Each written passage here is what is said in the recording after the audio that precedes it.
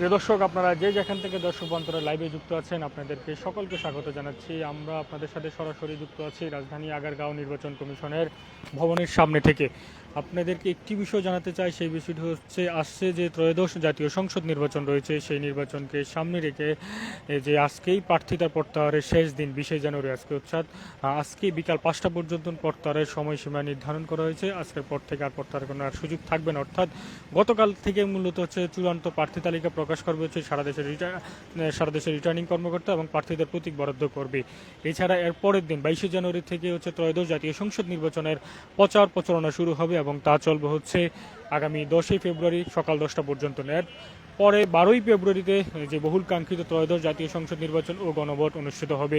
এক নাগারে সকাল 7টা থেকে বিরতিহীনভাবে বিকাল 4টা পর্যন্ত ভোট গ্রহণ অনুষ্ঠিত হবে।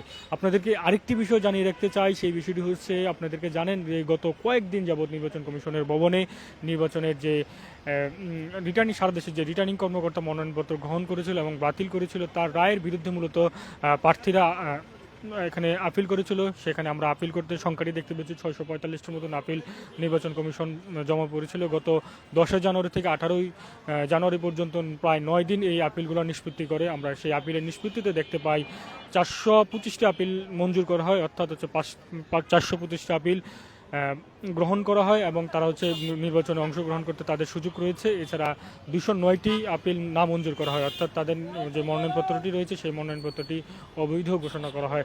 এছাড়া আরও 11টি আপিলকে প্রত্যাহার করা হয়।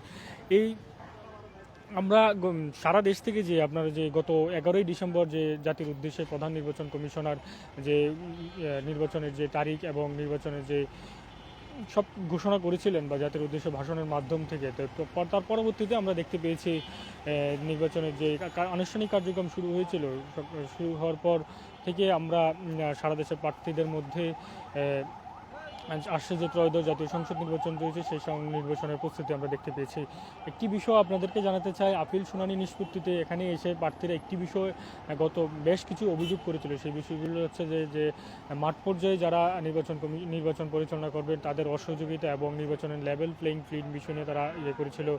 এছাড়া যে আবার একটি বিষয় নিয়ে বিতর্ক সৃষ্টি হয়েছিল গত কয়েকদিন ধরে, আপনারা জানেন যে সেই বিষয়টি হচ্ছে পোস্টাল ব্যালট নিয়ে। সেই পোস্টাল ব্যালট ও 3 দফা দাবি নিয়ে মূলত হচ্ছে গতকাল পর্যন্ত যে বাংলাদেশ জাতীয়তাবাদী ছাত্রদল নির্বাচন কমিশনের ভবনের যে যে প্রধান যে সড়কটি রয়েছে সেই সড়কে অবস্থান করছিল। তারপর তারা গতকালকে তাদের যে আন্দোলনটি ছিল 3 দফা, সেই 3 দফা প্রত্যাহার করেছে। তবে আজকে পোস্টাল ব্যালট নিয়ে নির্বাচন কমিশনের পক্ষ থেকে দুপুর 2টার দিকে একটি প্রেস ব্রিফিং করার কথা রয়েছে। এছাড়া আরেকটি বিষয় সেটি হচ্ছে নির্বাচন কমিশনার যে সারা দেশের যে নিবন্ধিত রাজনৈতিক দলগুলো রয়েছে সেই নিবন্ধিত রাজনৈতিক দলগুলোর সাথে একটি বৈঠক অনুষ্ঠিত হওয়ার কথা রয়েছে। তার বৈঠক পরবর্তীতে গণমাধ্যমের সঙ্গে কথা বলা হয়েছে। আর প্রার্থী প্রত্যাহারের বিষয়ে যদি একটু বলতে চাই, সেই বিষয়টি হচ্ছে সারা দেশের নির্বাচনী যে অঞ্চল রয়েছে সেই অঞ্চলে হচ্ছে প্রার্থী প্রত্যাহার করবেন।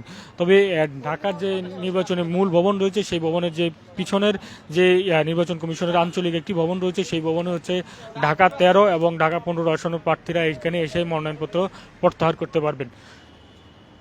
দর্শক, এই ছিল আমার কাছে সর্বশেষ নির্বাচন কমিশনের ভবনের সামনে থেকে এবং প্রার্থিতা প্রত্যাহারের নিয়ে সর্বশেষ তথ্য। পরবর্তী তথ্যের জন্য আপনারা দেশ রূপান্তরের সঙ্গে থাকুন।